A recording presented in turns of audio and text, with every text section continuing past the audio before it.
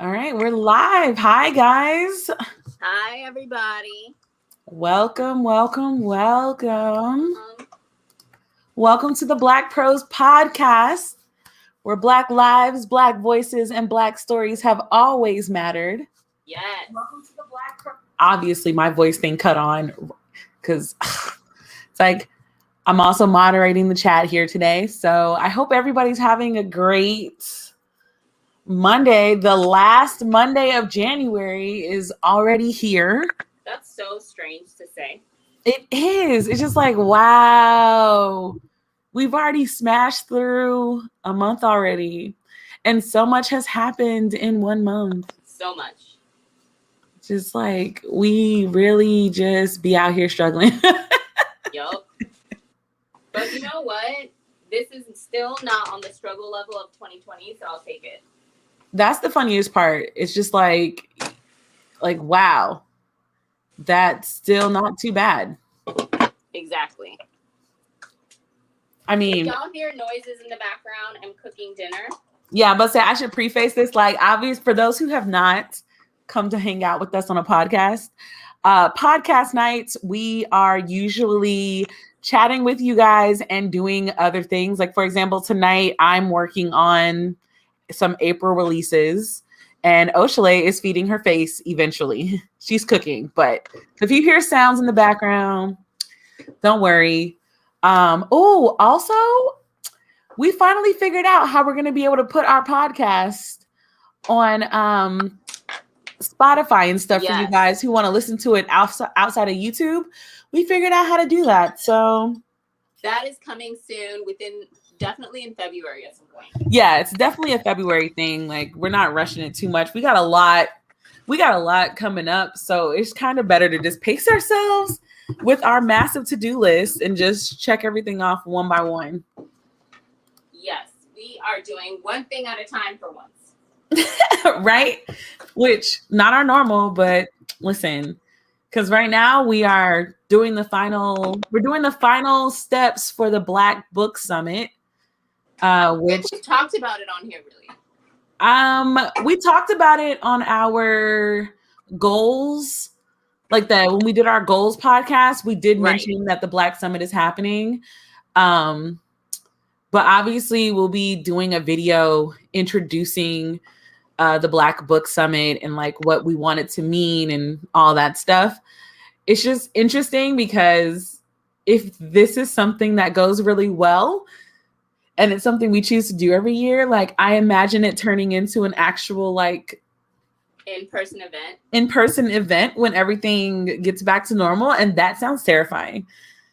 I'm excited. I am ready to finally do some in-person stuff. I feel like once all of this COVID mess has hit some type of stabilization and we're able to congregate again, people are going to be so appreciative. Yeah, I mean, they don't really have much of a choice because it's just like we hear this is what we have for you guys, and if you don't like it, what are your other options? Yeah, everything's been online, and I think it's getting to that critical point where you just want in-person interaction. Yeah. Oh, hey, novelist. Oh yeah, we're glad that you're going to be slowly making progress with our challenge. Yes. Thanks to Deja for putting that on. What was that? What was the name of that? Story. Yes. Thank you for putting it up there. We're happy all of you guys are doing it. However, shout out to the one person that noticed that I had an error on that sheet. And I will be remaking the sheet and reposting it without the error. There's an error? Yeah. Really? Yeah, I have one of the prompts twice on the sheet. And my sister was the only one that was like, you do know this is twice. Is that a reason? Is that giving them a bonus? And I was like, no. That wasn't what it was. Are you talking about on the bingo card? Yeah. Oh. Did not even notice. And no one else noticed apparently either. But leave it to your sister to point out your flaws. Right. She very quickly was like, you do know. And I was like, I did not. So yeah, I'll be making that correction in February because right now it's just very low on the priority list. So I want to talk a little bit more about the Black Book Summit in terms of announcements before we move into the topic for the evening. Works for me. Which essentially, for those that are unaware, we are doing something special for Black History Month. Yes. And it's called the Black Book Summit, and it's presented by Black Prose. And we're going to be having a panel every Saturday in February, okay? Now, stay tuned because this upcoming week, as we go into early February and the end of this month, so I guess this weekend, you'll start seeing the promo and the marketing stuff, but we will be having a panel every Saturday where we'll be focusing on different topics. But essentially, we want to celebrate Blackness and not, we don't want to focus too much on the trauma of things this year. We just kind of want to have a good time. Right. And I mean, that also brings up something very important. There are some Black readathons happening in February. There's the Blackathon, Black is Lit. Locked Booktition has a Black, I can never say this right, the Black-oween. Black-oween. Black-oween. She also has a Black-oween that's going on for 1 week. We have Steph and India. They have a Black authors readathon. So there's those are 4 that I know of that are being hosted by other Black booktubers. And I specifically want to shout out the Black booktubers. And then I know that there are other people participating or hosting those readathons, but that's just too much information to give y'all. I highly suggest you just go check out your other faves, and I'm sure that it'll be there. Yes. Lots of good stuff going on in February on Black BookTube, which is very exciting because has not always been like this. It hasn't. Always giving a shout out to Dee Dee. If you have not ever participated in the Read So Lit challenge, that is also going on over on Instagram. This is hilarious, but I'm making stickers. I will be making stickers for the Read So Lit challenge because it's 28 days of challenges. Yes. And I kind of just want to check it off in my reading planner when I do them because I have yet to successfully complete a Read So Lit challenge. And Dee Dee has been doing this for years. Me neither. That's actually a really good goal for this year, Brittany. Yeah, it's I'm going to attempt to, so I might have to join you on that. Yeah. The prompts look pretty easy, but I say that every year. So I cannot. Just you win some, you learn some. For me, I always find that when I make plans to read a lot, everything in life conspires against me. Yeah, that's kind of how it operates for me too. But then it's when I don't really make plans to read, I don't have a TBR, I'm not really, all of a sudden I've read 20 books that month. We're definitely going to be talking about TBRs one of these days, but yeah, I very much agree. That's why I think for this year, I already made a plan that I wasn't going to be participating in everyone's readathons. I was just going to be making sure to shout out everyone's readathons because it's just so much. And it's Read Soul Lit, SOUL. If you've not checked it out, hold on. What the heck is the saddest? If you check out Brown Girl Reading on Instagram, she's already posted the prompt graphic and everything. And if you have a sprocket or something, you can print that bad boy out and stick it in your planner. That's what I normally do. Yep. Highly recommend it. Yeah, go ahead and write it in your Melanin Eclectic planner. So exciting. Yeah. I think that's all of our Black announcements for today. So today's topic, since Troy is busy handling some family things, and my birthday is the end of this week, every year around my birthday, I don't know if I'm the only person who does this. I get very reflective. Oh my gosh. I have this thing where my year starts on my birthday, and my year is not like a normal year, like January to December. My year is November to November. Okay, so that's kind of how I am. It's where like I look at everything that I've done since my last birthday. And like I have, this is going to sound so weird. In my journal, every year on my birthday, I have like, I obviously my journal is decked out and decorated for that day. But on that day, I set 5 specific intentions for the year. Wow, not 22. Oh. On brand. Hold on. On brand. Yeah. But yeah, so every year around my birthday, like I reflect a lot and I kind of praise myself. Ooh. Hold on one second, Bethany. I don't recall a read along book this year. I have to double check. I'm going to double check while I'm talking, but I don't think there is one this year. I'm checking my list. Check it twice. Yeah, I don't see anything for a group read this year. Side note, the rolls just went into the oven for my spaghetti and meatballs. Yeah. Oh, spaghetti. So excited about this. But yeah, so my birthday is in 4 days. So basically for the next 4 days, I'm going to be super reflective and contemplative and kind of just thinking about my life, where it is, and just praising myself for the things that I managed to accomplish in 2020. You've done a lot. I was starting to write stuff down and I was like, yo, like this is probably the most epic year I've had. Ironically, it's the wildest year I've had in a while. It was so many ups, but the same way that there were so many ups, there were so many terrible downs in 2020 that it was just like, I would say the highs were really high and the lows were like rock bottom. Yes, like there was no in between for me last year. Like I was either over the moon ecstatic or I was like, I have to check out. I can't focus. I can't breathe.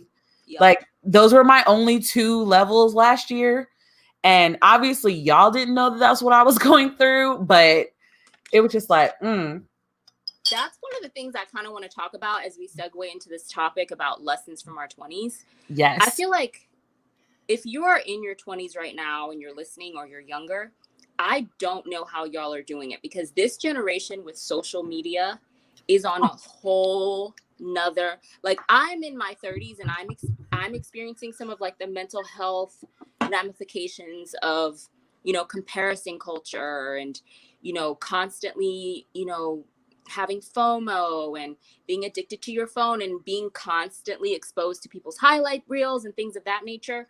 Like, I feel like I'm older and I remember time before the internet. I remember a time before cell phones and I didn't grow up with all this technology and it's affecting me. So I can only imagine being in your 20s or younger and growing up right now and having to grow and learn and still have to deal with all of the ramifications that come with social media. I can't imagine.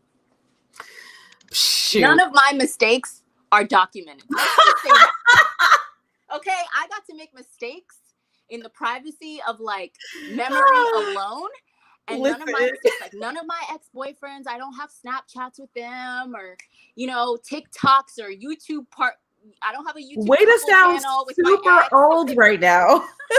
I don't have like, you know what I'm saying? Like, I don't like all the drunken mistakes, like the crazy things I did in college, the people that our friendship imploded in crazy ways. Like none of that is documented anywhere on the internet. When I was in college, you could only have a Facebook account if you were in college. If you were in college. That's how old we are, bro.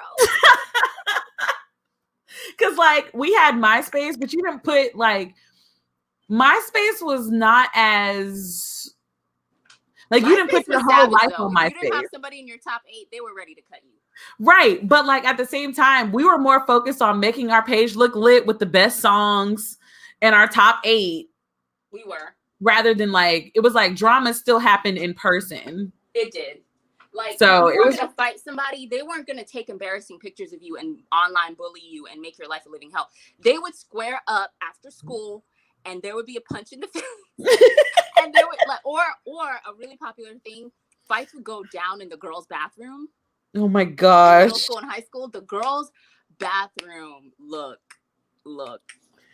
I always thought that was just like a TV show thing until my senior year of high school. It's so real, and like all the names on the bathroom stalls. Look, you did not want to see your name on a bathroom stall. What does that mean? You're speaking to a foreigner here. What does that mean? It would literally be like, if your name was on a bathroom stall, then either you were being called like a whore or a slut, like a lot of slut shaming, or like your embarrassing secrets. Like if somebody used to be your friend and they had some dirt on you, they would put it on the bathroom wall or the bathroom stall door. And on the inside was bad, but on the outside was even worse. Wow. Okay. Yeah. Okay. So I wrote down some questions. Okay. If there is one thing you can tell your 20-something-year-old self, what would you tell yourself today? Whew, that's hard. Okay. Well, we will make this specifically dating-wise then. Oh, God. Okay. So my experience was different because I grew up in an extremely Christian environment. I had a purity ring when I was like 12 years old. Oh. I went in front of the church and pledged not to have sex until I got married.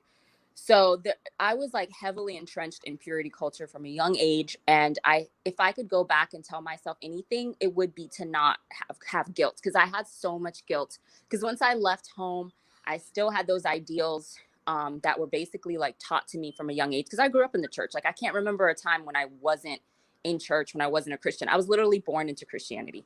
So when I went away to school and I was trying to become my own person and really just form my own ideals, I had a lot of guilt, because like any young woman, I wanted to date, I wanted to explore my sexuality, I wanted to grow comfortable with my body, and everything my faith told me was against everything that I wanted to do. So I just felt a lot of guilt all the time. And if I could go back and tell myself anything, I would tell myself to stop feeling guilty and to really just live in the moment and to get those lessons that I was learning without the guilt, because the guilt stopped a lot of me being able to live in the moment and enjoy like the experiences that I was experiencing, because I just felt so bad. And if I could tell myself anything, I would go back and say, this is not of God. This guilt that you feel is not of God. This is not okay.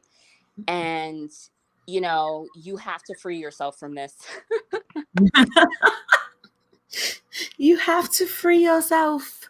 Legitimately. Run away. Because a lot of it is a doctrine of the church, and it's not even healthy. It's not healthy, but it's also just not what the actual faith is about. Yeah.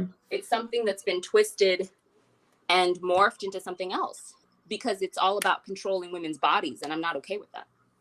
Don't get me started, girl. Do not get me started. So 32-year-old me would tell 20-something-year-old me,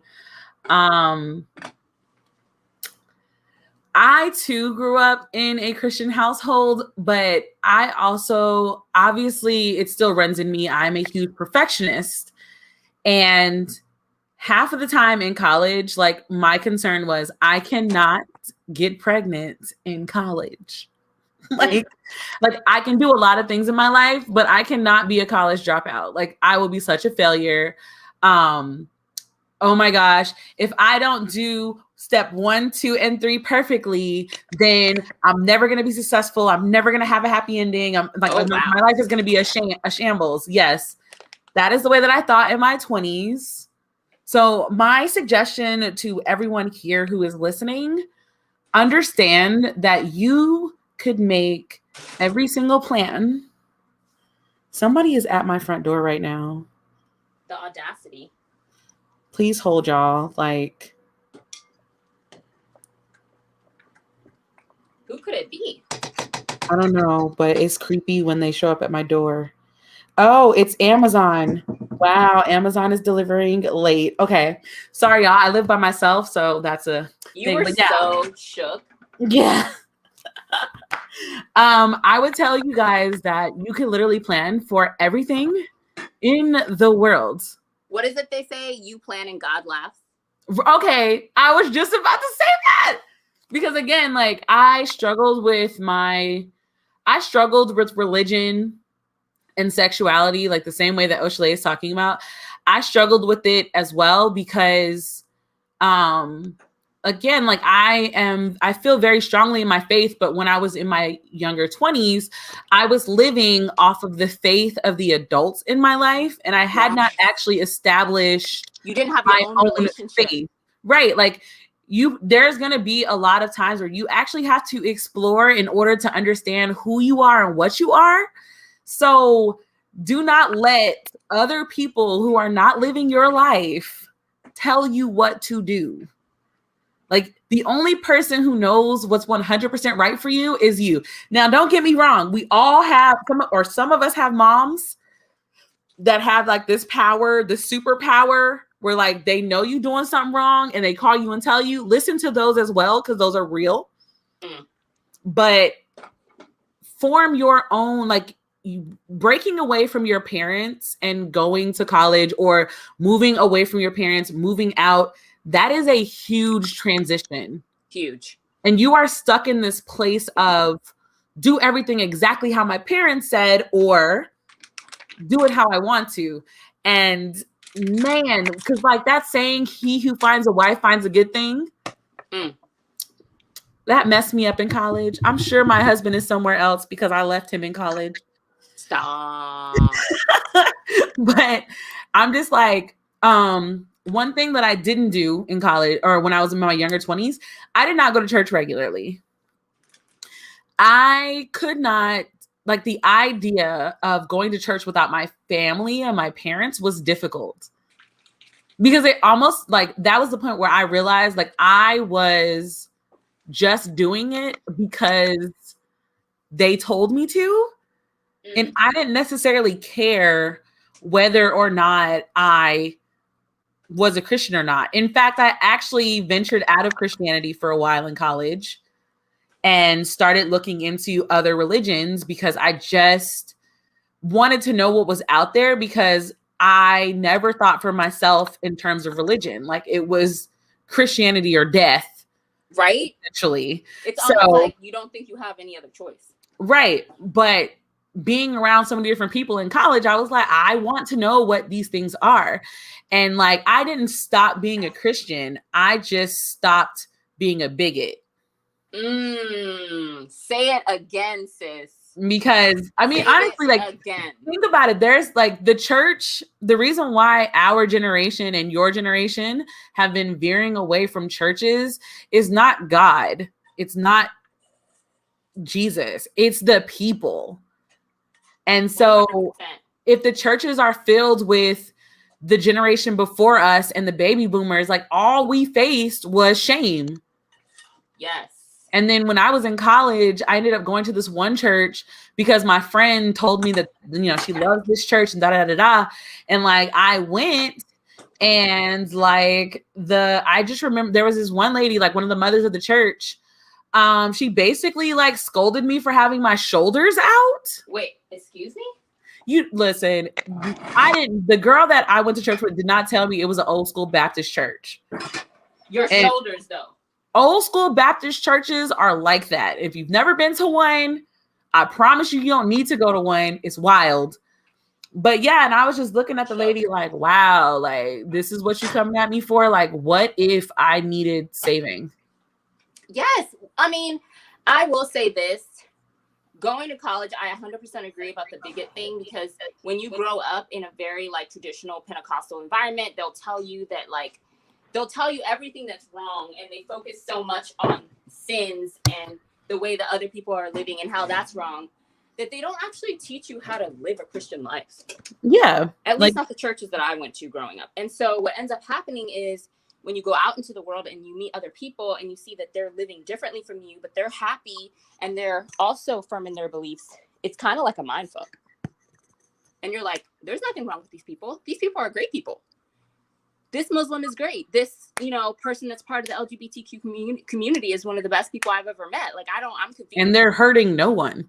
No one. They're living their life. They're actually probably, a lot of them, more upstanding and moral than Christians. And you face like this huge, it's like a weird disconnect. It's almost like what you have learned and what you're experiencing are not adding up. Right. And it's a journey to realize that what you learned was not actually spirituality. Like, it wasn't God. It wasn't you connecting with the higher power. What you learned was a whole bunch of older people sitting in a building collecting money, telling you this is what you need to learn and this is who you need to be. It's not the same. Yes. That's why my advice is discover yourself. Like, there's going to be a lot of moments where you are going against what you were taught. And like, you have to understand that, like, that is a part of your 20s. Discovering yourself is not something you can just pick up a journal one day and the next day you know who you are. Like, agree.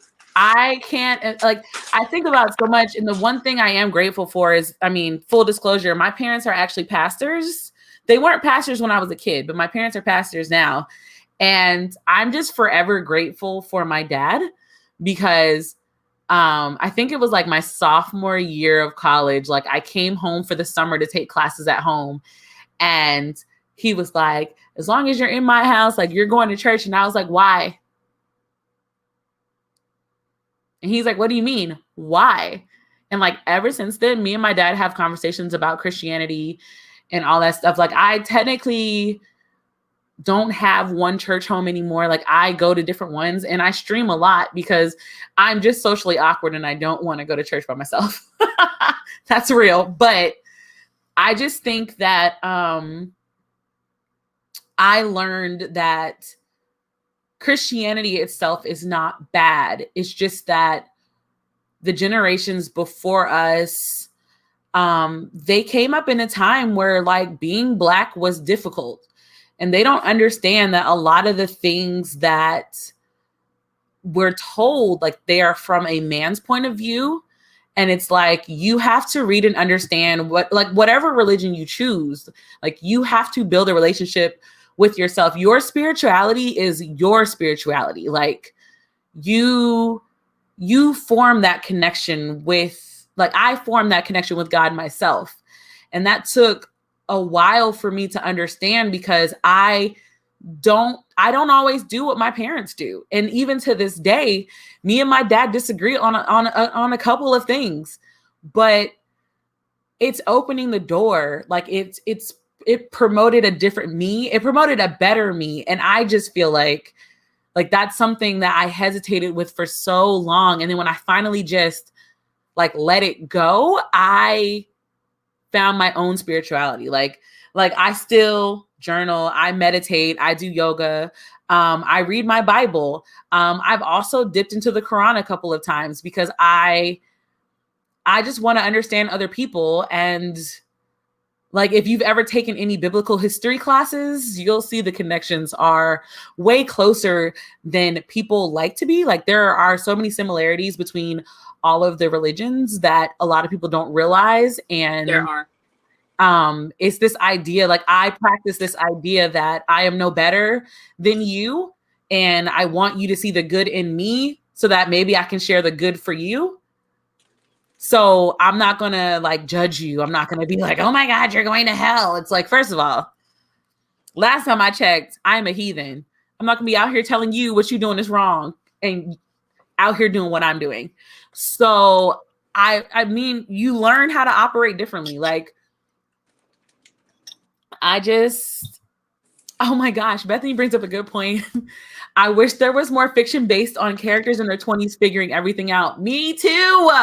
Yeah, that would be great. Like, they always have these coming of age stories when they're in like high school. And I was like, I did not come of age until my 20s. Yeah, me too. Just also, like, another thing that I would tell myself is to learn financial literacy. Ooh, that. It took me so long because I was never taught when we were growing up. Like, My parents never taught us about like finances and mortgages and all the stuff that you end up having to like need to know, you know, IRAs and investment stuff, and like never learned any of it. See, my parents taught me a little bit of it, but the thing is, like, my parents are veterans. So like there's a lot of things that my parents were teaching me that I don't benefit from because I am a child of a veteran, not married to one. Oh, okay. So when I went to buy this house, there was a whole lot of things I did not prepare for because my parents don't have to pay that kind of thing, like that kind of stuff. But I would have, like, in my 20s, I was broke, obviously. Oh my God, yes. But I would have liked to start trying to understand the stock market. Yes. Like I would have, I wish that I would have, because there were groups like that on campus. I wish that I would have done that. I mean, I also wish that I would have joined a sorority when I was in college, but that's a whole other thing because yeah, like when I first started college, I wanted to be a Delta so bad. Like I just think the whole idea of a Delta fits me to a T. Oh wow. But I got 2 jobs instead.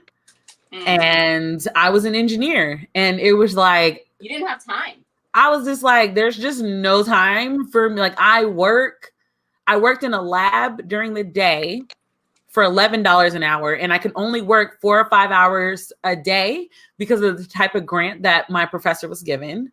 And then I worked from 10:30 at night till 7:30 in the morning, 4 times a week. Wow. So like I would do my homework like during the night shift, sleep for a couple of hours, and wake up to go to class. Like there was no room for sororities or anything. But I do like that sense of belonging, that sense of like sisterhood and like just having a place to do it. And I'm sure that there is a grad chapter, Deja, but I just don't know what to do with the grad chapter. Oh, apparently there is a thing called Black Girl Stocks. Really? Okay, well, I'm gonna go check that out because to this day I still struggle with the stock market. Like I actually talk about this a lot with Ghost Reader. Like this is one of our main conversations is about the stock market. And it's always just like, I wish that I understood this because I want like women, we're speaking specifically to women. Like I know that we are taught this idea that like every woman is like, oh, you're going to find your husband or wife or person. And like this, you're going to have kids and everything's going to be great. Screw that. What you need to do in your 20s is work on getting your money right. Like money. Amen. Credit. Don't wait for somebody to save you. No one is coming. Okay. Shred every credit card until you have a job that where you get paid more than the limit on your credit card. Shred every credit card you get in the mail. Every one of them, shred them. do not do that to your credit. Cultivate a savings mindset versus a spending mindset, because you have to understand that while it may seem cool now to have a Louis Vuitton bag or whatever is cool now these days, or these shoes or whatever it is, it's not going to matter in the long run. Okay. And I should also say, like, I am one of those women that believe like when you get to a certain point, like dipping yourself in luxury is well-deserved. But when you are just starting out, and I understand with social media, flexing for the gram is cool, but like if you eat noodles after you take that picture, you're just not doing it right. If your mattress is on the ground, okay, and it's only on the ground, not because you're trying really hard and you just can't get a box spring and you can't. No, it's on the ground because you're spending all of your money on things that are not important. That's a problem. Basically, we're telling you that those first couple of years out of college are very interesting. Without my parents, I would not have been able to move to Texas to even start my job. Okay.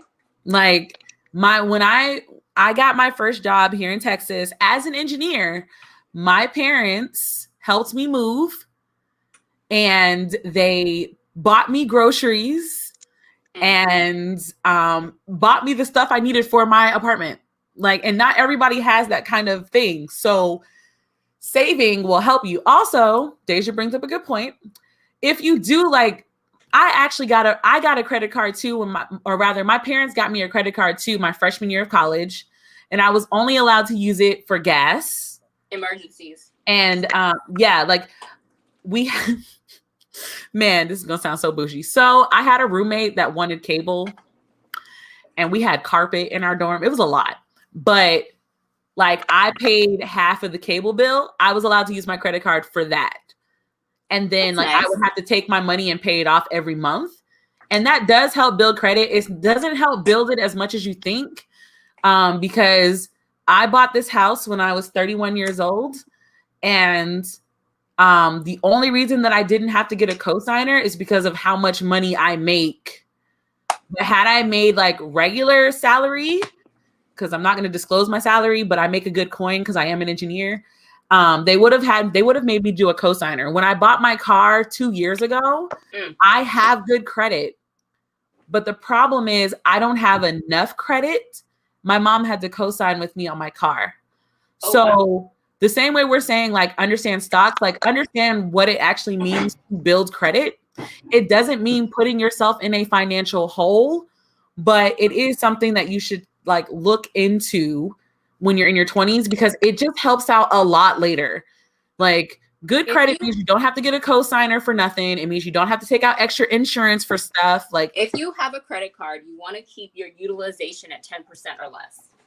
Yeah. So whatever the balance is on your one credit card, or get two if you really want to push the limits, you want to keep how much you're using of your balance on those all your credit cards, 2 or 1. You want to keep that at 10% or less, and you want to pay. This is another thing. You want to pay off your balance every single month. So that means whatever you put on your credit card, it is not like, oh, well, I can afford it because I have a credit card. No. Okay. Whatever you put on your credit card, it needs to be like necessities, like groceries, gas, your light bill, because those are bills you have to pay anyway. And then you make sure you pay off the entire balance every month. And that is how you can build credit in a way that is safe. And that by the time you get to a point where you want to get a car on your own, or a home, or something big, or start your own business, or go out for a loan from the bank, you won't have issues. Yeah. Also, just like always remember that your identity in these streets is crazy. Like, it can be stolen with the quickness. So something that I didn't start doing until I was like 24, 25 is keeping a regular check on my finances.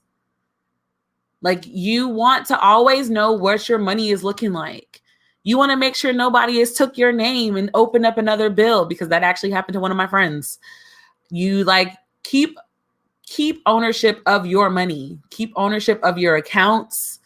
Do not use all the same passwords. I'm super guilty of that. I know. And I just have to keep reminding people, do not use the same password for everything. Just like remember, like, nowadays, the way that passwords are written, like, people don't need to guess passwords. They just have to know you, and then they'll be able to get into everything. So if you got the same password for everything and they figure out that one password, they have access to everything. Everything. Just like, whoo, man. Ooh, also another money thing, and this one cracks me up with a spiritual level. I know that when we get out of the house, and the accessibility to fast food is so easy. Yes. Don't do it. In college, they call it the freshman 15. I don't know what you call it when you're not in college, but like, don't do that to yourself. Like, just don't. I did it. It was a terrible idea. The only reason that I didn't gain so much weight was because I didn't have a car and I had to walk everywhere. It's the only reason. But you do want to be careful, because as women, our metabolisms change around that age. Yes. So if you do anything too drastic, you might have problems for the future, like long-term problems. I'm currently dealing with those said problems, because you go through a whole other change when you turn 30, but that's for a whole other podcast. You do. You do. And no one talks about that No one change, talks by about the way. That change hits you and you're like, oh my God. Oh, this is another thing. Woo. So let's just talk about dating. And obviously, me and Oshley can only talk about cis women dating hetero men because that's the only thing, those are the only people we've dated so far. So let's just discuss this 20-year-old thing. What's happening? I was talking about dating. You don't actually have to be in a relationship. You don't. You know what? I wish when I was in my 20s, I had seen dating for what it was, dating. Yes. Learn what you like, learn what you don't like, learn what a healthy relationship looks like, learn how to be true, like how you want to be treated, learn in what type of relationship you flourish in. And so that means like, if you don't want to date anyone, because some people are like that, like you don't want to date anyone, fine, don't feel forced. But if you are like curious, date as much as you can and don't focus so much on looking for like this mythical love. If or it like, comes, be open to it if that's what you want. If it comes, it comes. But I feel like as young girls and young women, we put so much pressure on each relationship. Like, oh, is this going to be the one? Oh, this. And it's so unnecessary because you're so young. Husband? I'd be like, Lord Jesus. You're so young. Novelists, bless your hearts dealing with these straight men. What's going on? Novelist said, bless y'all hearts dealing with these straight men. Okay. Listen, trash. I also hate to break it to y'all. They're just as trash in the 30s as they are in their 20s. Yeah, it doesn't get better. Sorry. This whole time in my 20s, I just knew that like if I dated an older man, he'd be mature. It doesn't get better, girl.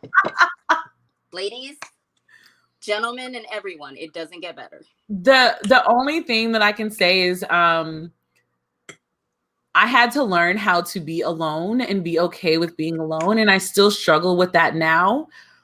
But if it was something that I worked on earlier, I would have been so less because I put so much emphasis on being in a relationship and like, oh my gosh, like I have to find my husband. Like I have this good job and this good career. So obviously the next thing is a husband. No. Also, as Black women, we are socialized that way. Yes, we are.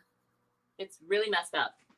And I know like as women in general, we're socialized that way. Yeah, we're socialized to believe like our main objective as an adult is to be married. And it's like being married is great, but if you're married in toxicity, is it really worth it? No. So that's my advice. Like date to find out what you like. Do not tolerate anything less than your standard. Screw all those people that are like, oh, maybe your standards are too high. Do not let them sway you from getting the respect that you deserve. Everybody that you every time you drop your standard or drop what you feel like you're worth, that person is always trash. You will never, ever not be trash. This is fact. It's a lie when they tell you, oh, well, maybe no, it's a lie. Don't fall for that crap. Like thank you, read, love, listen, be selfish. Please not be selfish because the time for selfishness is not going to be when you got kids, if that's what you want. Right. It's not when you're married because that's supposed to be a partnership. Like right now I'm single. I am selfish. I will not even acknowledge a text message from a guy if it's what you doing. I want to see you. I don't even answer those messages. Nope. Oh, also shout out to Lori Harvey. She's doing her 20s correctly.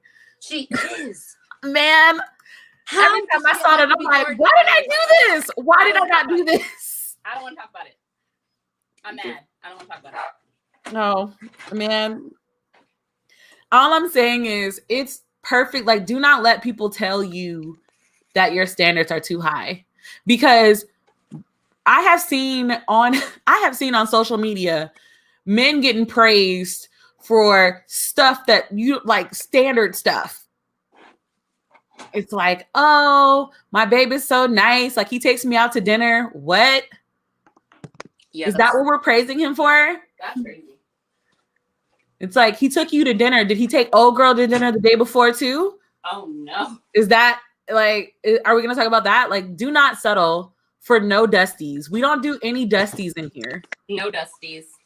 And Also, I promise feel like you, you're going to start, if you are in your 20s and you're still single, you are going to start feeling pressure from random people, everyone. coworkers, family members, grandma. Why don't you have a husband yet? Don't you want kids? Let's talk about it. It's like, let's talk about this pressure that they put on women to follow this timeline and the things that they tell you to scare you. And what happens to a lot of women is they get scared and they end up settling and they're miserable.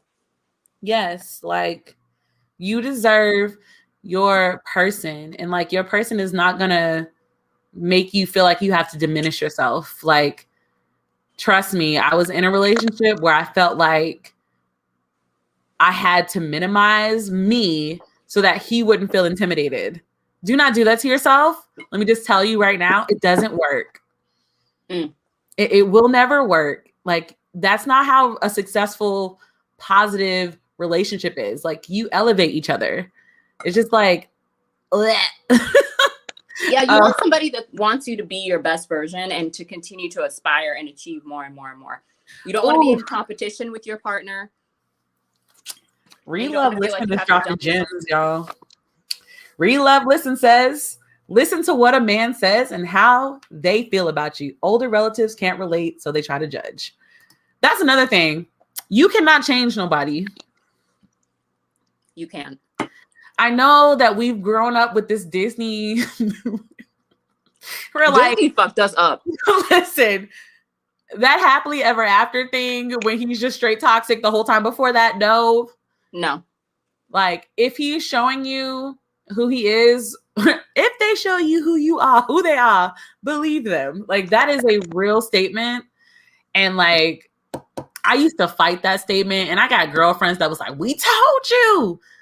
And that's fact. Also, as I am a person who talks about non-romantic love, get you a circle of friends. The most important thing we can say about your 20s, find your tribe. Your tribe will, like, I have 3 girlfriends from college. We are friends to this day. We travel we talk to each other every day. Those 3 women have been by my side through some of the worst times of my life. And they've also been around for the best times too. Like, I mean, we got a niece now. We got a brother-in-law. Yes, I refer to them like they are my sisters. Like, get you a tribe, and a tribe of people who share the same type of thing as you. Do not get a tribe of people that don't have ambition if you're ambitious. It's not going to work out. Get people who support you without jealousy. Ooh, say that one again. Because unfortunately, in your 20s, you go through phases, and you're going to have to accept that not everybody is supposed to be in your life all the time. And the sooner you accept that some people are very temporary, the easier it is to go ahead and just cut that tie and move on. Because there's always that one homegirl in your 20s that you thought was your ride or die homie. Oh, yeah. And then a little bit down the line, she start acting batshit crazy. Let her go. She gonna put all your business out in the streets. Follow your gut. Let her go. And pay attention to people's actions versus their words. Yeah, because we can talk a good talk. I can make you think I care, and I really don't. Like, that's a superpower. Yeah, because I think because people talk about this all the time. I don't know how people don't talk about this. Like, building friendships with people, that is a love. That is a true love. When you have that kind of friend that, like, I have friends right now, like, I could call them and I don't even have to write coherent sentences. Right. I can literally just say, one time I even typed TF. That's all I typed. It was literally just TF. And immediately I got a FaceTime with all 3 of their faces, like, what's going on? Oh, wow. And they sat there and let me cry. And you know, sometimes you get real ugly cries. If you can't ugly cry in front of them, they're not your friends. They're not your friends. Oh, also, this is another thing. in your 20s, it is actually easier to make friends in your 20s than your 30s. I concur, because I feel like sometimes by the 30s, people are jaded and cynical and have been hurt a lot, and their guards are up, or they just already have their group of friends. Yes. And so it's just hard to break in because they're already solidified with like their core group. Ironically, when I moved to Houston, so I've been in Houston since 2012. I was alone for about 4 years. Wow. I would go out by myself and I would be super awkward because I was like, I gotta meet friends, I gotta be cool. But obviously that's not just how you do it. Oh my God, Brittany. So luckily in this day and age, I know this is gonna sound wild, but there are Facebook groups. There are Facebook groups I have BookTube friends too. But you can join different groups of people in cities. For example, here in Houston, I joined a group and it's called Texas Melanin Geeks. It is a Black nerd group that was created at Comic Palooza 4 years ago, because we were all walking around Comic Palooza, and basically it was two Black people sitting at a table who were a couple. And by the end, it was like 15 of us at the table, and we were all just so shocked to see that many Black people in a convention. So we decided to form a group, and I now hang those are my people. Like, making friends as an adult is hard, but it isn't. Like, remember how you made friends when we were a kid? You like the same. You like that? I like that too. Let's be friends. That's actually the same kind of vibe. Like, if you want to meet new friends, like, I feel like my friend circle is complete right now. So if I do meet somebody new, that would be very surprising because I'm not actually looking. I also recognize that I have an extroverted, introverted battery that when that junk depletes, I don't need to y'all, it's scary or meet nobody. It's scary. I've seen it. That's right. Like, when I met Oshale, for the first time at MetFest last year, and she said there is a physical difference between when my battery is up and when my battery is done. And it's just crazy. Like, yeah, you went from like keying and stuff to like complete silence. Like, your face is like, don't fucking talk to me. I was like, damn. I wasn't even like, it wasn't even mean. It just like, Okay, Chadello says, I'm a private loner, so the friends I have are people I've known since high school, but I don't really keep in contact with them. I find myself not wanting to be honest. Mm. And that is actually an interesting topic, because what you don't realize is you're growing as a person, and a lot of times, like I said, not everybody is meant to grow with you. Yeah, so sometimes when you're growing and developing as a person, you no longer have things in common with the people you used to associate with. So you find less and less reasons to talk to them. And it doesn't have to be this big old brawl out like, oh my God, I hate you. Like, it could be a very quiet separation. Like, I've separated from friends. Like, I was the maid of honor 3 years ago, and she was my best friend. And we fell out. And it wasn't a cat fight or anything. We just fell out and we just let it happen. It's that place where you stop calling them and they stop calling you, and it's just done.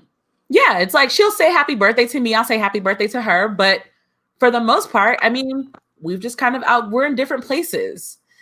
So I just always feel like, I'm a homebody, and COVID made me want to leave the house. So look.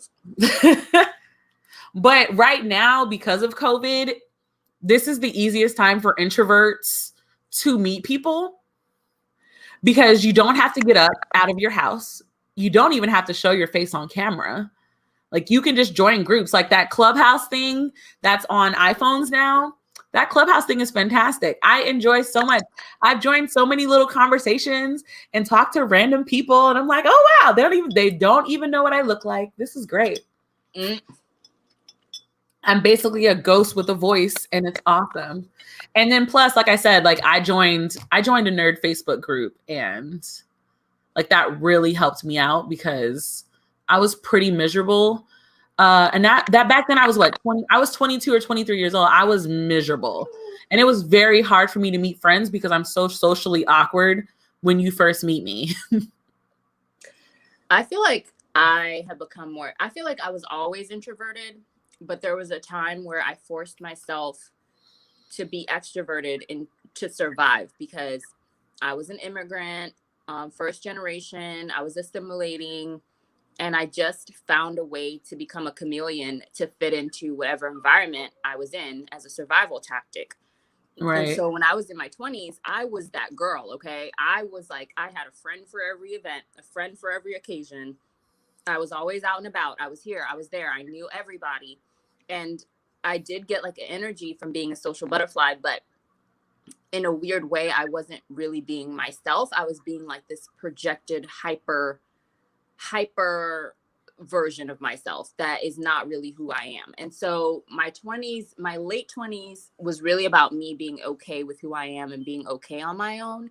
Mm-hmm. And once I found myself, a lot of those friends dropped off. Yes. A lot of those relationships ended. And as I grew, especially as I grew, like just in my faith, in my belief system, in terms of what I believe the world should be like, who I believe I am, how I believe I should treat people, and, you know, what I want to do with my life, a lot of those friendships ended and a lot of those people dropped off and a lot of those relationships kind of faded to the black. And now I have the friends I have now are like my core friends that I either met along the way or have been with me this whole time. And we don't even have to talk every day. No. You know, and we don't have to see each other all the time. In fact, they don't even live in the state. And it's different because it's like those are the people that are there for you because they actually know you. It's not about an event or going here or doing this together and it's like a lot of times too, I feel like with high school or college friends, sometimes every time you get together, you're talking about the past because you have nothing in the present in common. And I found myself getting into those patterns a lot in my 20s when I would meet up with my old high school friends or like my old friends from youth group or my old friends from church. And we would just always rehash the past. Like, oh, remember when that happened? Oh, yeah, that was crazy. Remember? And that was literally every dinner we had, every time we met up, every time we went out. And it just got to the point where I realized that this friendship is not going to go any further because it's literally built on the past and it's still there. The people that we become, we are the people that are in the present that are right now, we don't have anything in common anymore. And that's okay. That is okay. Yeah, it's perfectly okay. But I want to talk about this comment that Novelist said. So Novelist said, plus, I don't know how to contact people without feeling like a burden or people making me feel awkward for preferring to call people instead of text. Read Love Listen replied and said, that is one thing that sucks nowadays. Many people prefer text. I prefer calling, but I know that's just the norm. So this is something that I also struggled with because I prefer phone calls. I mean, that's what the phone was freaking created for. So in my mind, that's what it's for. So what I had to actually do is actually voice this to people. I was like, I like to hear your voice. I love FaceTimes. I love feeling like you're here, but you're not. So if I want to look a busted mess, I can. So I've had to, like, it's very awkward. It is, but what you want and the things that you want are doable in friendships, even if you guys don't necessarily have the same choice. Like they might like text, you might like phone call. Maybe you can talk about it and switch it up a little bit. The people who are making fun of you, drop them early. Please. Because being different in a friendship group is fun and like you learn things about people. For example, another introvert on here, the Broken Spine. I met the Broken Spine because of COVID. Right. I would have never met her without COVID. So it's just like everybody has like meeting friends is just awkward. As adults, it is super awkward. It's awkward. But it's so worth it when you do. And then also remembering, like, you don't have to change who you are to make friends. No. Like, you yourself, you are the best product that can be bought up. And like, if something makes you uncomfortable, talk about it. Don't talk about it. But like, stay true to yourself, and the people that you find will be more genuine to you. I think that's why it's so much easier to make friends when you're in an environment where you all like the same thing. Yes. Because automatically out the gate, you're bonding over something, and that can take away some of the awkwardness. Mm-hmm. So, you know, whatever hobby it is, whatever you enjoy doing, if you can find a local group in your area, even if it's online, you find that it's so easy to build these connections with people so quickly because you're passionate about the same things. Yes. Start off looking for groups that do things that you like. And like I said, it's COVID. So a lot of people are having like Zoom meetings, and like they're doing events online. So that actually gives like an extra barrier to you, because you choose how much they see of you. And like, if it makes you feel uncomfortable the first time, just go and listen, or, you know, comment once and walk away. It just, don't feel like it has to be something that's overnight and something like, oh my God, I have to do this. You don't actually have to do this. If you're not comfortable, it's okay. Like, the people that I talk to the most are my sisters, the ones that I grew up with. They are still my number one people to contact. It's okay to also have that one person too. You don't need, like, this isn't high school. We don't need those super large group of friends and just so popular. That sounds exhausting. You just need one good friend. Yeah, you just need somebody. That's really all you need. You need to feel supported. So whatever that means for you, find that, because that is what matters. Because at the end of the day, life is hard. Having the ability to say you need help and get that help is very important. Like, I cannot imagine where I would be right now without my little safe space, is what I'm going to call it. Like, they pretty much kept me afloat.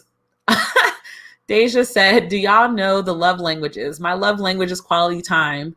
And yet I sometimes feel as though I'm being clingy, even though I want to FaceTime like once a month at the very least. That's like the bare minimum. That's a bare minimum.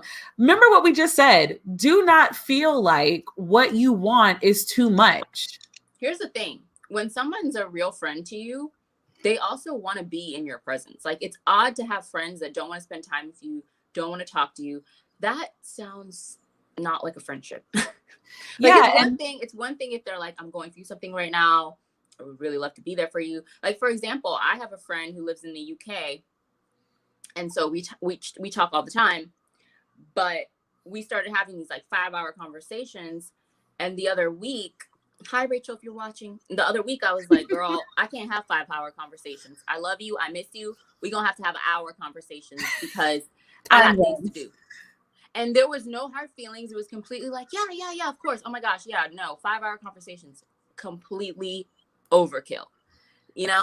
And so now we literally have a timer. We're like, girl, it's been an hour. Okay, I'll talk to you next week. It's been great. All right, talk to you soon. And if you're not able to be that free with somebody, they're not your real friend. So if you're not able to say, hey, I would really like to talk to you at least more than once a week. I really miss you. Like, if you're not able to say stuff like that. Yeah, like okay. How to break this down? I have only a few high school friends, but because I went to like 4 different high schools, that's a very interesting topic on a whole another day. I have one friend. We talk once a month, and that's it. We talk once a month on the way home from work. We don't know how we started doing this, but that's been our thing. Like, I'm sure he's going to call me on my birthday and we're going to talk as if I went to work. I have one friend that I call once a week, and we chat while she's in between classes. Like, that's a thing. Like, love languages are more important in all relationships. Love languages help you. I am a person that also prefers quality time and words of affirmation. So I need to hear you. I need to feel the appreciation, but I need to see that the time is being equally distributed between us. Right. And it's like, those are things that I told my family I told my friends, and when I was dating, I told them as well, like your needs as a person to fill your love tank, they have to be the one to fill your love tank. You can't fill your love tank. Mm-mm. So if you're not telling them what you need, there's no way for them to know that you need it. So never feel like you're clingy by asking for what you want. Like there's a compromise in there with your friends. Your friends will find a way. Your family will find a way. Like the people who care about you will make sure you're good. Mm-hmm. Like don't ever feel like you're clingy, because I'm like you. We're not going, like I talk to my sisters every day on FaceTime. And that's not because I want to. That's because one of my sisters likes doing that while we're working. I personally, it gets on my freaking nerves, but I do it because my sister wants it. That's really cute. Yeah, it's very annoying. I cannot. Let's see. Let me read some more comments. Oh, yes, exactly. People make time for what they want. I pay attention to that. I have a friend in Finland and we talk daily or every other day versus people in the same area. And I can listen. If you are in different time zones and you are making it work with your friends, like that's a real friend. That's a real friends, because that's true friendship right there. Time zones will really let you know who your friend is. They will let you know. And also, I like the comment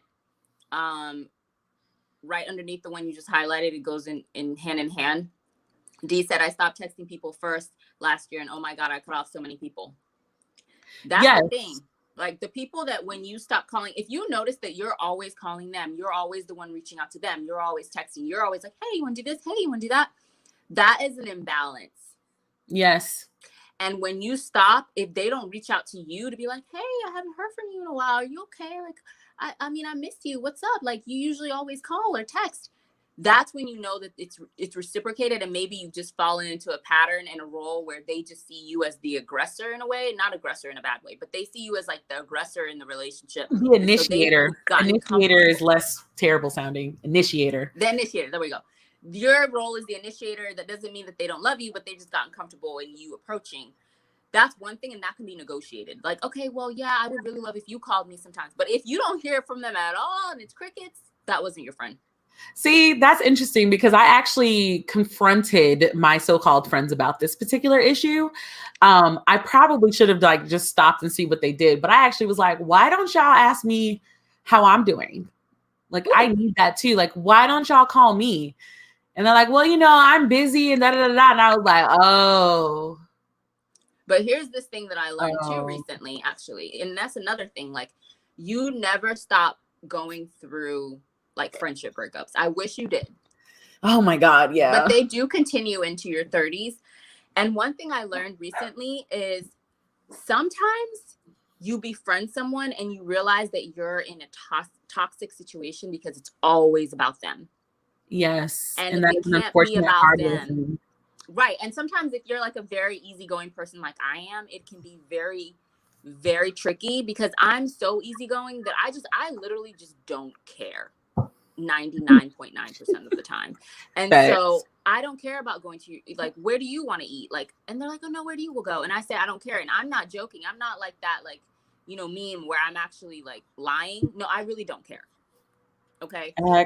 And so I think that sometimes when you're friends with people who are very self-centered or narcissistic or only care about themselves, the day that you finally are like, actually, I do care about this, it's like a shock to them. And they're like, wait, excuse me, you have thoughts, emotions, feelings? You don't just want to do what I want to do all the time? Like, who are you? So that can be very tricky and dangerous as well. Is sometimes you can meet people who maybe take advantage of your personality or take advantage of you maybe needing a friend in the season that you're in. And you realize that they're just all about themselves. They don't care about you the same way. And if it's not about them, then they just don't care. Yeah, I'm the one thing I really learned in my 20s is just about communication, and not, because, you know, especially women and especially Black women, we have a tendency to apologize when we're speaking for no reason. No reason at all. For no reason at all. I'm sorry can come up in our sentences without even thinking. And I know a lot of other women do this too. I've read studies about this kind of mentality. But we have to stop apologizing for who we are. There's nothing wrong with who you are. Setting boundaries is what makes people uncomfortable.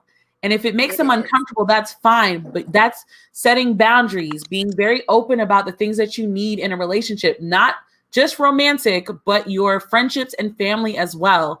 Like, just like the number one person who cares about you is you. It's you.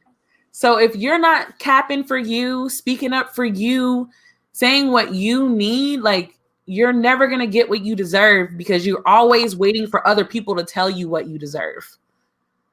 And that's a hard lesson I had to learn. I wish when I was in my 20s, I had learned to stop being so afraid that I was going to disappoint my parents and disappoint certain family members, and be more focused on like really figuring out who I was and what was going to make me happy. Because a lot of times I think as women, we are raised to always say yes. Yes. And one of the hardest things for me, one of the hardest things that I learned, that it was for me to learn in my 20s, was how to say no, and not to feel, like Brittany said, apologetic, or be like, you know, shy or timid, or to whisper like, no, I don't want to do that, or to feel guilt or apprehensive, but really just say no, and without anything after no explanations, no excuses, no PowerPoint presentation on why. I like that. I felt so powerful the day I was just able to say no. And you know that pause after you say no, where they're like waiting for you to explain, waiting for you to, and you don't say anything. You feel so freaking powerful in that moment. You're just like, no. And people don't know what to do. They're like, oh, and you're like, no. Okay, yeah, I'm gonna go. But it was so great seeing you. Yeah, okay, we should catch up again. Like, people are shook. And I never felt so powerful, especially when you start saying to like family. Oh, saying no to family, that's something I didn't start doing until my 30s. That was a whole other issue. I mean, it causes a lot of drama, and all of a sudden you're the villain. But when you're able to say no and stand in it, in your truth, and just be like, I'm reclaiming my motherfucking time. Ooh. They don't know what to do. Like, they're just like my family was literally like, we don't know what to do with this. So we're just gonna let her be. I was like, yeah, girl, yeah, mom and dad, let me be, because no. Yo, can we just pause for a second? Because Deja says something I learned about myself last year is that I had a higher standard for my romantic relationships than friendships. I blame the Twilight era. Bella had no friends. Facts. Well, let me not even go. Nope, we're not doing that. Okay, Erica says that I'm sorry conditioning definitely needs to be overcome. I did it yesterday and my sister quickly corrected me and said not to apologize for how I feel. Yes, I am the person that tells my friends, what are you apologizing for? Right? Did you offend somebody? Did you say something offensive? What are you apologizing for? You're good. Stop apologizing. This is facts. I'm that person. I do that all. I think most of my friends have encountered me going on a "Why are you apologizing?" speech, because I go on a monologue where I'm like, "What are you apologizing for?" Like, stop writing them an email. Stop speaking it. Like, it's okay to want what you want, and it's okay to be assertive about what you want. And assertive doesn't mean like overpowering or anything. Assertive is just being very comfortable in your decision. It is, and like learning the power of silence too. I wish I had known that in my 20s. Oh, see, I'm sure y'all can tell. I wish that I would have learned how powerful silence is. I would have made less fool of myself. Yes. I feel like I would have been able to have escaped some toxic dating situations. Yep. I think I would have escaped even just things that I just did. You know, those things that you just don't want to do. It's not that it's dangerous. It's not that it's toxic. You just don't want to do it. Yep. You just don't want to do it. I wish I had learned silence. And I feel like that goes hand in hand with learning how to say no. And setting boundaries. They all go hand in hand. So those were very important lessons I had to learn the hard way. Ooh, question. I need to learn the power of silence. What are y'all tips? I feel like the power of silence is grounded in you being okay with the consequences that come from that. And yeah, because it's true. Like sometimes if you are silent and you don't take the bait, are you okay with not being friends with that person anymore? Are you okay with being a villain in that person's story if it's for your own mental health? Ooh, yeah. Are you okay with maybe he doesn't want to call you ever again or talk to you anymore because, you know what I'm saying? Like you have to really be like, I'm okay with these consequences. And I feel like you get to that place when you realize that the sanctity of who you are and protecting that at all costs is more important than their feelings, is more important than this transient situation that is going on right now. That in the long run, protecting the core of yourself is more important than whatever little situation is going down right now in your life. Yes. Also, ask yourself these questions. If the table was turned, would they care? Ooh. Ooh. Because I promise you, if the answer to that question is no, stay silent. Because your words are not going to change the situation. I promise you. It's just not. You're going to sound stupid at some point. You might say something like, I can cut people's soul with my words. Like I can make you evaluate your whole life with my words, but they do not change anything. Like at the end of the day, the situation is still the situation. Ask yourself, if the table was turned, would they care? Also, sometimes silence is the power move. Yes. You know what I'm saying? It's like, you know what? Nah, I'm not saying shit. Like, okay, nah. Mm-mm. I see you over there and you're floundering and you're dying. Right, I got nothing for you. I promise y'all, one time one of my exes went on this whole tirade, right? And at that point, I realized I was done. So I said, I think we've run our course and I don't want to be with you anymore. And he goes into this whole spiel and I literally wrote the following letters, okay. And I turned my phone over and went to bed. I woke up to 135 calls, of text messages, calls, and voicemails.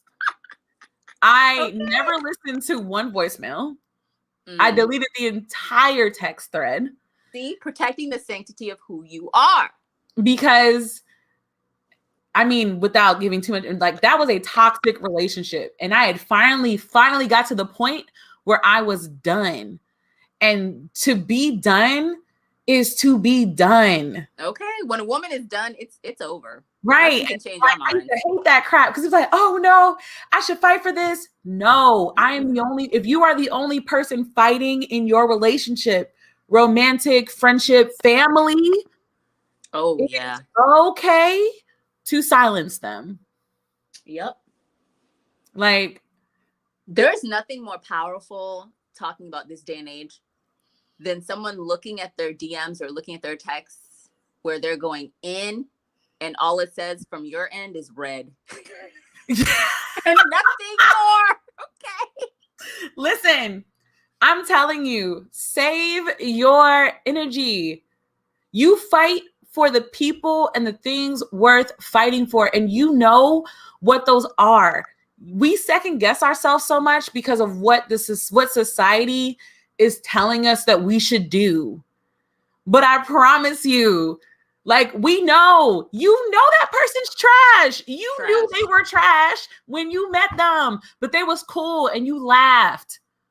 Laugh away from them. Like, let me tell you, laughter has saved so many toxic situations and made them go on for longer than they ever should have. A good time can be dangerous. Also, another thing with this power of silence, don't let the nostalgia make you speak. Because the ghost of the past, honey. Obviously, COVID will have you texting exes from like 5 years ago. Like, what's up, big head? Yes. Like, so, what you up to these days? Like, no, just no. You left that relationship for a reason. For a reason. Yes. Oh my God. Sit down and really think about why. Yo, Deja said that's exactly why I turned the read option on. I've never turned the read option off on my phone. Just gonna let y'all know that. That is the pettiest It's so petty. thing that is the pettiest silent move I've ever made. And I felt so good when I stopped engaging in what doesn't serve me. And it takes a while to figure that out. And you're going to have moments where you're like, dang, I shouldn't have said nothing. Yeah. You're learning as you go. And it's just like, it's really a self. Don't do it. You're welcome. but like, that's what I'm saying. Build your community, stand strong in yourself, trust that you know what you're doing. If you make a mistake, you still know what you're doing because you're obviously going to learn from said mistake. And leave that nigga on red. Sorry. No, that was real. That was real shit. I just needed to get that out. Really, the journey through your 20s is really a self-love journey. And no one really prepares you for it before, during, or after. And that was one of the reasons why we had this live, because there are just so many things that we wish someone had told us. Yeah. And even at that time when people may be trying to school you, it's like when you're in it, sometimes it's really hard to see. Yes. So hard to see when you're in it. But it's really about learning to love yourself, because I feel like we put so much emphasis on finding a partner and all these other things. We put so much emphasis outward when really it's an inward journey, no matter what your outward may look like. It's all about really getting to know yourself and really learning how to love yourself and having that be normalized. Because in our society, especially if you're a Black woman, from day one, from birth, from literally the moment the doctor pulls you out of your mom's hoo-ha and is like, it's a girl, the world is literally telling you everything negative. You're ugly, you're this, you're aggressive, you're this, no one wants you, you're this, and settle for less. It's all negativity. And sometimes even from your own family, sometimes even from so-called friends. And so I feel like our 20s experience as Black women is so much harder and compounded by so many different things socially. And so that's why it's so important to put yourself first and learn how to love yourself, because the world didn't set you up for that. A word. Also, self-love is more than a bubble bath. Why do you have these like, because like greeting card lines? Social media has got us thinking that all we have to do is take regular bubble baths, get our nails done, get one of those sheet masks, and manifest something on paper, and like that's how you live in your 20s. That is a lie. There is a lot of personal journey that you go through as a young adult that we do not talk about enough. And like, it leaves people feeling depressed. It leaves people feeling lost and suicidal, because we don't talk about that crap. We think because old girl is on Instagram with her face mask and her cute robe that she's got her life together. Meanwhile, she probably posted this picture while drinking way too much wine and crying about a guy. And it's like self-love, like, I love bubble baths. Let me I take a bubble bath once a week minimum. I don't understand bubble bath people. We'll talk about that. You are missing out. It is something beautiful about. We'll talk about that after this. Okay. I recommend that if you are feeling lost and that you are trying to figure out who you are, or you have finally started acknowledging that you have been left with some demons and some generational trauma that has left you feeling lost and confused, please, if you're going to invest in anything in your 20s, invest in therapy. And I know that is something that, especially in the Black community, we do not talk about. So important. It is so important. And take the time to remember that your life is your life. What old girl is doing, whatever she had to do to get there, that's why she's doing that. Yeah, you don't know the behind the scenes. Yeah, what you are doing is the life that you are living. They don't know what you had to do to get to where you are. Stop. Oh, read, love, listen, be understand. Stop comparing yourself to others. Real self-love is seeing you looking at yourself naked, not metaphorically naked, and saying, I'm okay with this, because nobody is perfect. Everybody has flaws. Your flaws are no greater or lesser than the person next to you, but your flaws are your flaws. The reason that you have those flaws is because you can handle it. I know it doesn't feel like you can handle it, because that's the world that we live in. It just makes you feel like everything is just so freaking overwhelming all the time. But take a break, take a breath, and just remember, like, you are amazing. And if it gets overwhelming, it is okay to seek help. I love my Black people. Prayer is wonderful, but we also have therapists in this world that are here to help you navigate that. I didn't start therapy until I was 29. Until I was 28, 29 years old. I wish that I would have started therapy sooner.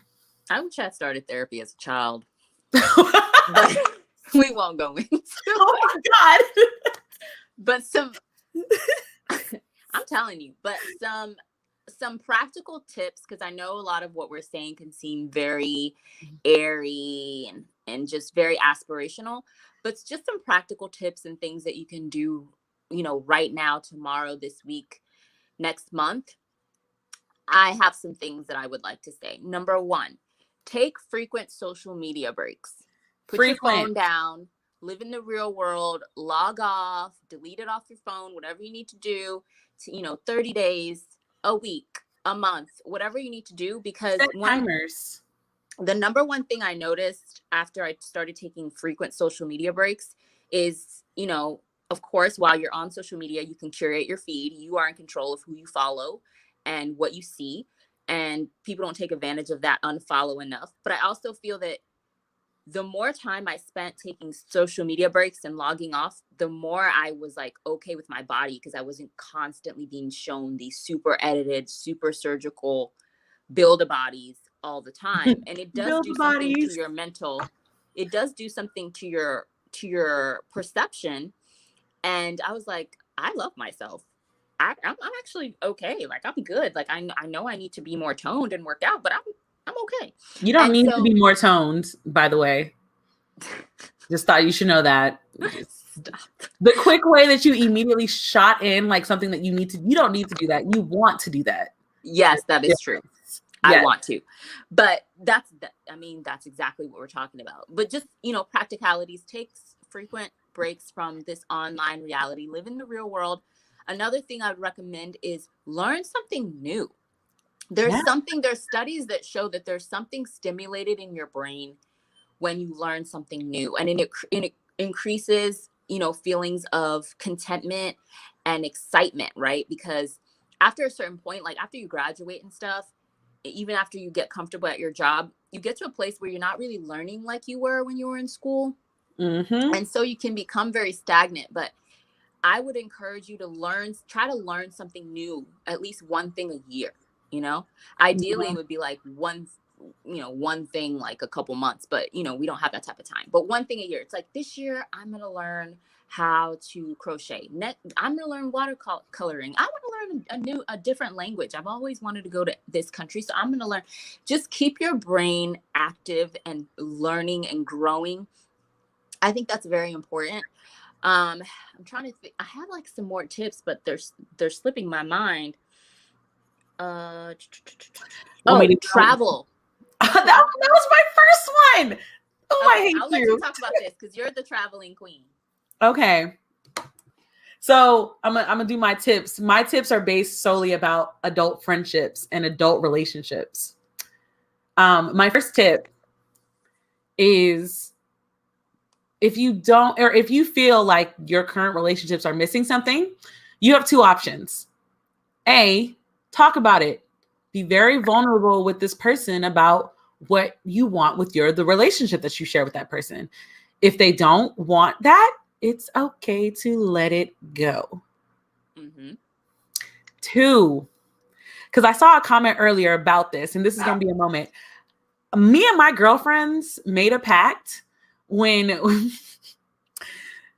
it's going to sound so nerdy. So senior year of college, we were actually crying in the women's bathroom of the engineering school because our reactor kept crashing. And basically, without the reactor going perfectly, we were going to fail and have to like do the whole year over. And we were sitting on the floor in the bathroom crying. And it was just like, we're going to finish this. Because when we finish this, we're going to do shit we like to do. We're going to travel. We're going to meet up. We're never going to not do stuff we like to do. We have traveled every year since we graduated in 2012, except for last year. Last year was the first year we did not go somewhere together. If you're not comfortable traveling alone, and for me personally, traveling alone is a very interesting thing. And if you want, I can talk to you guys about that on another one. But I personally think as young women, if you have never traveled outside of the country or outside of your state, traveling alone is not the best idea until you get used to traveling. There are travel groups that you can go to that are on Instagram. For example, the Wind Collective is a fantastic traveling group. Go to their Instagram, get shook. It's fantastic. Also, we can do a whole podcast about traveling. I promise. We will put that on the schedule and I will talk to you guys about that. Get you friends who are serious about what, like, you find your friends that you're comfortable with. Like I said, joining Facebook groups. Whoops, that is the alarm that we've gone over. Facebook groups, for God's sake, hashtags, events, virtual events, all of those things helped me make friends. And I know y'all think I'm very extroverted. I'm not. I'm super awkward in person. Make friends with people who share like minds. Also, if you realize your friends are flaking on you all the time, maybe you might need to get a couple more other people to travel with, because with my girlfriends, we have a budget that we put money into all year long. So when we finally decide where we want to go, if we find a cheap ticket, we can all book it that day. Like, we will literally text each other like 911, ticket to Morocco is only $500. Boom, boom, boom, boom, boom. We booked it. We're ready to go. And it might be like a year in advance. So we'll definitely have a travel situation. I've literally been traveling my entire life. My first plane ride overseas was when I was 6 months old. So I've been traveling my whole life, and I will happily have a chat with you guys about that. Also, the thing about, if you want to learn something new, give yourself grace. It's not something that has to be perfected in said year. Like we always talk about with habits and building habit schedules and building habit routines. Give yourself grace. This isn't for you to be perfect. This is just something stimulating. Also, Cordelia says that they're going to get back into violin. That sounds really great. Deja says she loves learning but hates school. Don't we?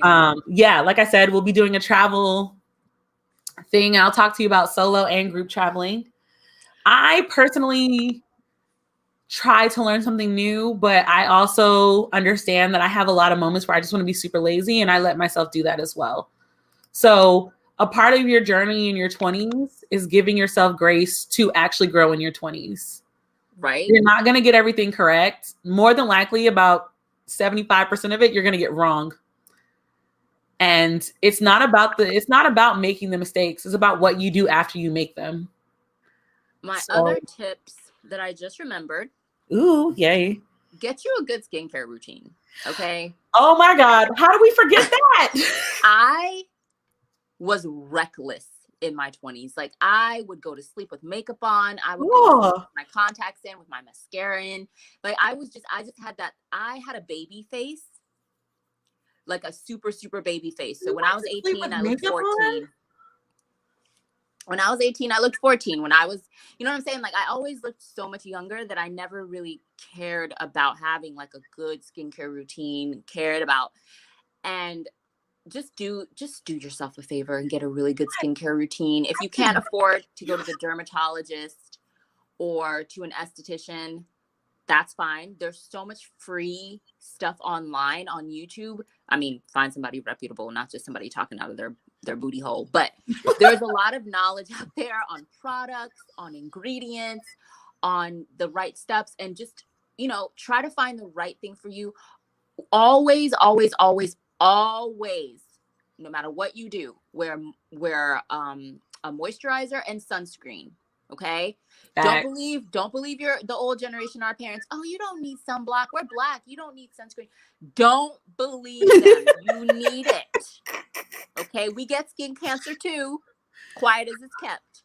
Oh man. Nothing will aid you and give you wrinkles and give you like skin that you're not happy with before your time more than sun damage and all this mess. And to save you from hyperpigmentation and all that, invest in a great sunblock, in a mineral sunscreen. I can give you some great options if you need some. That is hilarious. Isden has a great one. Elta MD has a great one.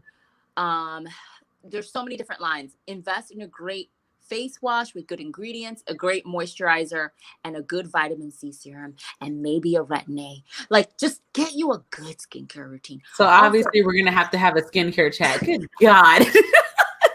Also, I have a list of Black girl sunscreen too. So we're definitely going to have a skincare talk because, listen, you do not have to look gray casted no more. No, you don't. You don't. You don't. There's good options. My other tip is to go outside. Yes. Sometimes we get wrapped up in, you know, Netflix and chilling and just being inside, especially now with COVID. And, you know, if you're an introvert like me, please go outside. Go for a walk. Go for a hike. Or sit at the window and get some vitamin D if you are unable to go outside. We do know that some people cannot go outside.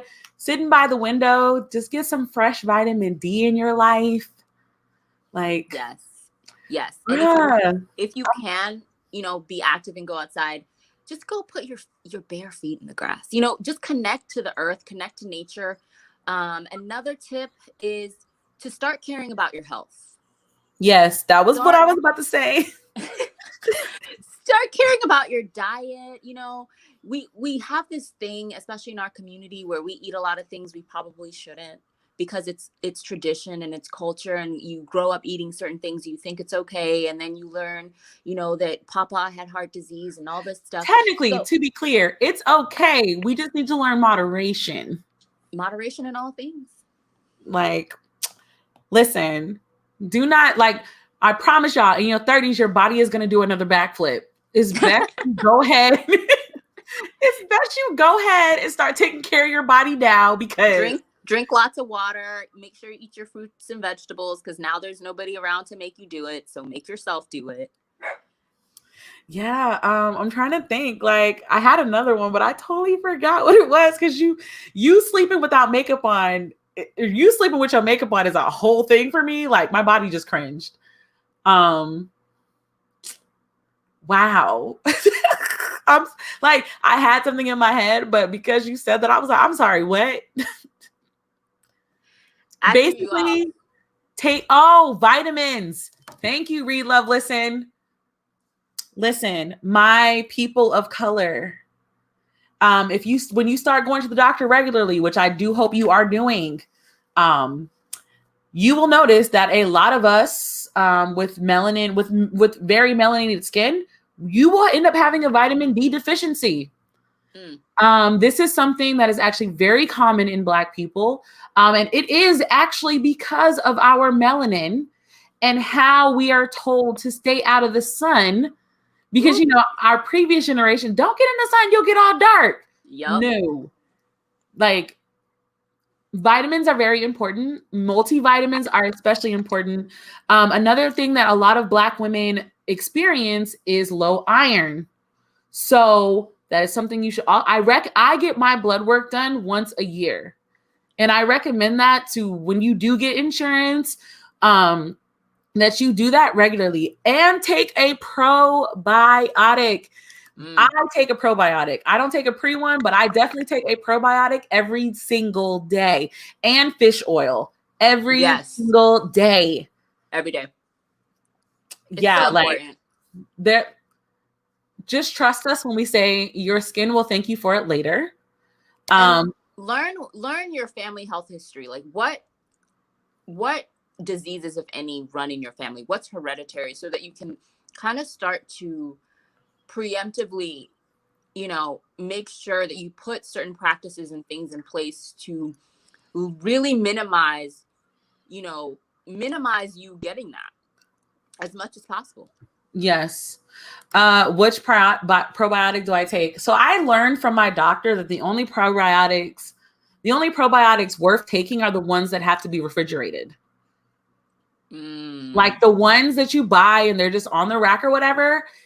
She said, no, you need to be taking the ones that have to be refrigerated. I don't remember the name of mine right now, but if I remember, I'll put it in the stories on our Instagram or when I go downstairs. There's also Activia also has like a yogurt drink that has like, it's just like a probiotic shot. That is also one that I drink from time to time. For those who don't know, probiotics is really good for your digestion. It's really good for keeping your stomach chemistry together. Also, since a lot of us are women on here, it also is great for your vaginal health as well. Yes. So these are the kind of things we're just telling you now. Like in your 20s, you don't think about this kind of stuff. Think about it now. Think about it in your 20s. It's better for you. You're already setting up routines that will just have you looking fresh and clean and being fresh and clean for years to come. For years to come, like cranberry juices, real things. It's like, I'm trying to think, did we miss anything? Because we had our serious topics. Now I'm sitting here thinking like, what are the other little things I didn't do in college or in my 20s? I would say things are a little bit different now with COVID, but invest in a good blazer for interviews. Oh, have your interview outfit on lock. Well, not even that, but like I have I'm going to call it a feel-good routine. Like there are certain outfits in my closet that I know I look good in, and I have certain wigs where I know I stand on a hoe. Okay. So when I'm feeling a type of way, I will put on the few pairs of matching lingerie that I actually do have. I will put on a full outfit, do my makeup, do my hair, like giving yourself, like you are a baddie. And sometimes you have to remind yourself, like having core pieces in your closet helps so much. Plus with COVID nowadays, it is good to have a blazer because you never know when they're going to tell you to turn the camera on. You sitting there in your pajamas and your scarf right. on. You better be able to whip that bonnet off and just pretend like you were looking clean the whole time. That is hilarious. Just, yeah. We basically did this live to tell you guys like. There is one last thing. What is it? Learn how to change a tire. Oh my gosh. Look, if you live in a place where you're driving all the time, if you live in a city and you take public transportation, then this means nothing to you. But if you have a car, make sure you know how your car works. Can you check the oil in your car right now? That is the question you need to ask. Open up the hood. You should know the basics of what's what, where's going where, you don't want to get stiffed at the car dealership. You don't want to always have to have your partner go with you if it's a man, or call your father or whatever father figure. You want to be able to know these things yourself. And I wish I had known this in my 20s. I was so naive. Know how to change a tire. Know just simple, basic things about cars. You know what's funny? My dad taught me all of that before I went to college. Did he? Yes. I learned how to change a tire. I learned how to check and change my oil. And I also learned some other car things, but just for the basics, especially as women, young women, we are targets when we are just minding our own business. We sure are. I walk around downtown Houston with brass knuckles on like rings. That's just, I'm not saying violence is the answer. I'm just saying come at me crazy and get knocked out. Get you a good switchblade. Get you a can of mace. Yes. Keep it in your purse. Cans of maces, make sure when you do get them that they have a clip that you can hook to, but make sure that the cap always stays locked. Because if that junk leaks, it stains everything. Like Oshley said, a switchblade, if that's something you feel comfortable. I live in the state of Texas. I have Delilah and Sunshine. My guns of choice. Protecting yourself is highly recommended. If you're my college offered self-defense classes. I've never used them, thank God, but I did feel a little bit better about being able to protect myself. Yes. So it's just very recommended. Also, I don't know if this is a rule anymore. Maybe we are old by saying this. If you go out with your friends, Yes, you the come buddy home system. with said friends. The buddy system. When me and my friends used to go out, we would say we came together, we leave together. Period. That is the rule. I don't care who you meeting. I don't care who it is. Listen, we are all leaving together. They can see you another night. Protect each other. That is a rule. Protect each other. We have, I think this will probably be our last question of the night. Yeah, because we got to wrap it up. Yeah. Do you have advice for coping with still being at a job that you really don't like? Almost 4 years for me. You have to have a long-term plan, right? The short term is that you're there and you don't like it. What are your long-term goals? Yeah. You need to really sit down and make a vision board, make a list, whatever you have to do. Because when you're at a job where you that you're not happy, a lot of times you have to think about what you're doing it for. You have to think about the future. You have to think about your goals and your long-term plans to kind of give it a purpose, so it doesn't feel like you're just meaninglessly at this job that you don't like. While you're doing that, you want to start advancing yourself at that job. Learn as many skills as you can. I always think, when I was at jobs I didn't like, I always think, what can I get out of this job that's going to look great on my resume when I'm currently at a job that I hate, and I've been here for 7 years. So this is a very easy topic. I'm just like, what can I learn here that is going to look great on my resume when I start looking for my next job? I learn all the skills I possibly can. And I start looking for a new job with those new skills. Basically, you milk that place for everything you can get out of it. Because a lot of times we think of ourselves as victims, even though we don't mean to. We're like, oh, I hate this job. I hate going here. But if you think of yourself as not a victim, but someone who's going to go in and take a hot commodity, you completely switch everything in your perception of that place. And that's not to say that you're going to be happy to be there, but at least you're going to have like a mission. Like, okay, I fucking hate this place, but I'm going to go in and today I'm about to learn how to do this. This is my objective for this quarter. I'm going to learn how to master this. I'm going for that promotion against so-and-so, and I will get it. Yes.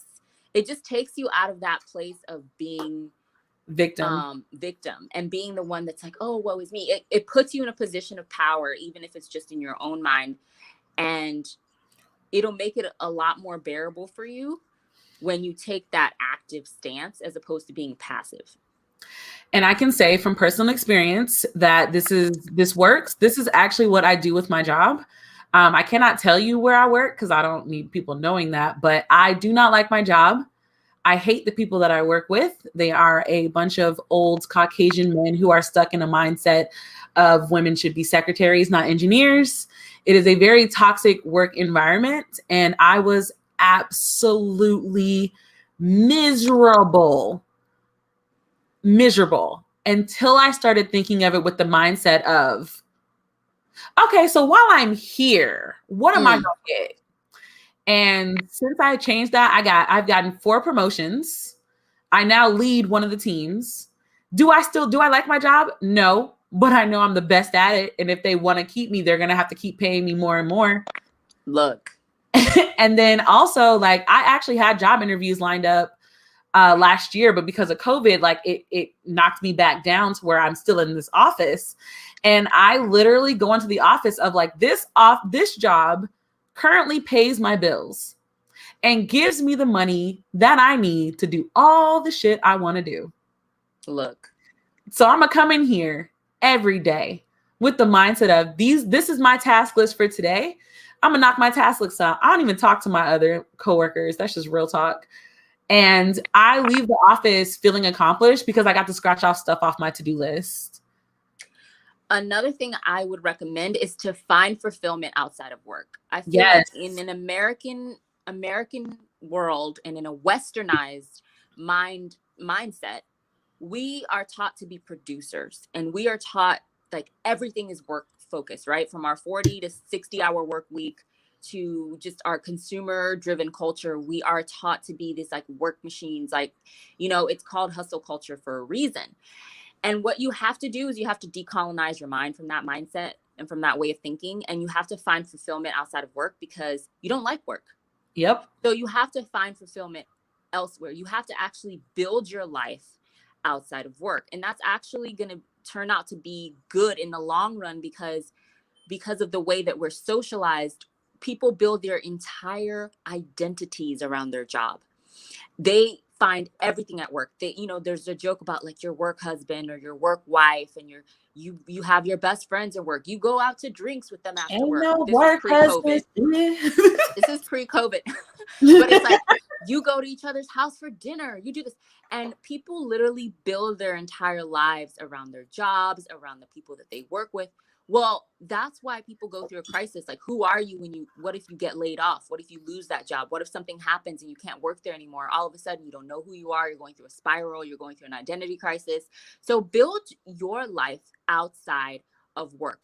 Keep work at work. And when you leave work, whether you work from home or you're actually physically coming home, have a full, rich life outside of there. Cultivate a passion, cultivate skills, cultivate hobbies, find friends that have nothing to do with your job. Like, just build a rich life outside of your job so that when the clock strikes whatever and it's time to clock out, you're done. You're like, I'm out. I'm going to my real life. Plus, you know, your job funds your life. Your job is not your life. I know a lot of people, there are some people that like their job is their life. And if that makes you happy, cool. But for a lot of us, especially in this generation, there was a study that came out where our generation and the generation after us, we look at jobs differently than the generations before us. We do. The generations before us would look at jobs as like loyalty. Like, I have to give the loyalty to this company. I'm going to retire from here. Right. I have to start here and retire here. And everything the supervisor says goes, da da da da. Our generation and the generation after us work on an ideology of people. We like working places and being in environments where we feel appreciated as people. So the mindset of the job force has completely switched. And the reason that a lot of us are not finding fulfillment in our jobs is because our bosses are still stuck from the baby boomer era. Yep. So they don't even understand the way that we operate as employees. They don't. So like, I know working sucks. Like, I don't like my job either, but I promise you, change the outlook. You're working to fund your life, not your life is working. Like, you'll feel so much better. Like, I work, get my paycheck and split it accordingly. Like, oh, this is going to the Thailand fund. This is going to my house. Like, I work to pay my bills and to travel and to hang out with my friends whenever I want to. And I hate my job a lot less than I did, because when I first really started loathing my job, I was crying like all the time about, like, I wanted to be an engineer so bad. And like, is this really what being a female engineer is like? This is trash. And now I'm the best in my area. Like, there's no one better than me, because I'm also very petty and vindictive and competitive. So I just kind of turned it into a game, and now can't nobody touch me. Love it. Yeah. Wow, we've talked for 2 hours. We haven't had a 2-hour podcast in a minute. It's been a long time. I hope this was helpful. I hope this was fun and, you know, a nice little hangout for everybody. This is the Big Sister podcast. It is. It really is. Oh my God, it really is. Yeah, just remember, like, you yourself are beautifully and wonderfully made. There's nothing wrong with you. Everything about you is fantastic. Stand up for yourself and love yourself. If that is anything you learned from this podcast, that's what we're hoping we gave you today. Amen. And with that being said, please go subscribe to our channel. If you have made it to the end of this live, we appreciate your support and your viewership. Please give us a like. That really helps us out on YouTube. Also, make sure that you have hit the notification bell so that you always know when we're going live, even when we're bad and we don't advertise it on time. Also, you can come over and support us over on Patreon, www.patreon.com/Black Prose Club. We are looking for some more $5 a month patrons, just $5 a month, and you can support what Black Prose will be doing all year long and into the future. And on that note, please just remember that Black everything matters. And All day. All day, every day. Have a good night, guys. Bye. Bye.